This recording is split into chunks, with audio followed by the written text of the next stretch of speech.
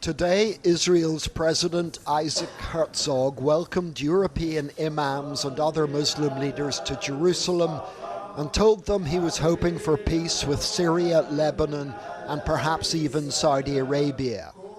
He was echoing what Benjamin Netanyahu said before flying to Washington for an unprecedented third visit in 6 months. The Israeli Prime Minister spoke of a great opportunity to expand what he called the circle of peace far beyond what was previously imagined. We have already transformed the Middle East beyond recognition, and we now have a chance to bring a great future to the people of Israel and the Middle East, he said. But in order to make friends with its neighbours, Israel will have to first stop waging war against the Palestinians of Gaza. A war that's been intensifying of late rather than winding down. If this all looks depressingly familiar, it also looks increasingly aimless, particularly to the relatives and supporters of the remaining hostages, people who attended demonstrations here at the weekend to call for an end to the war. As our brave soldiers continue falling in battle in a war that has already accomplished its goals, it is clear that a ceasefire is needed.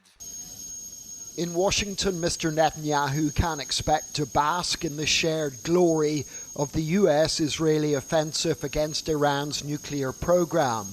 But Donald Trump has made clear that one of the things he wants in return for the backing he has given Israel is a Gaza ceasefire.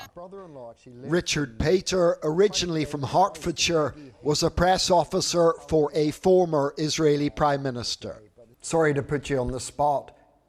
What does your gut tell you? Is there going to be a ceasefire or not?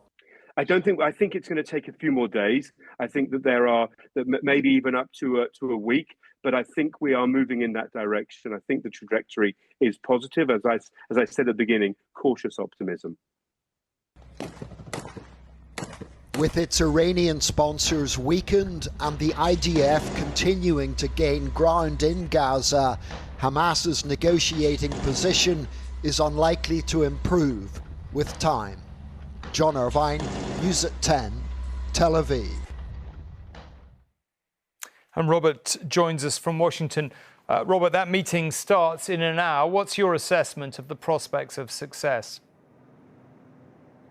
Well, remember, there are in essence two parallel ceasefire talks going on and about to get underway. Firstly, in Doha, where the seasoned negotiators are trying to secure that elusive 60-day truce. But then, as you reference, in the next hour, there'll be the more kind of intriguing personal dynamic of Netanyahu and Trump meeting for dinner at the White House. This is their first meeting since the US joined Israel on striking Iranian nuclear facilities. You'll remember, Tom, at the time, Netanyahu was effusive in his praise for Trump, calling him an historic figure, saying that it was awesome and righteous that America had made the decisions it had in attacking those three Iranian nuclear facilities. The question now becomes, can Trump leverage that goodwill to really put pressure on Netanyahu to agree to that ceasefire in Gaza? The obstacles are clear. Netanyahu has always said that Hamas must be utterly dismantled as the governing authority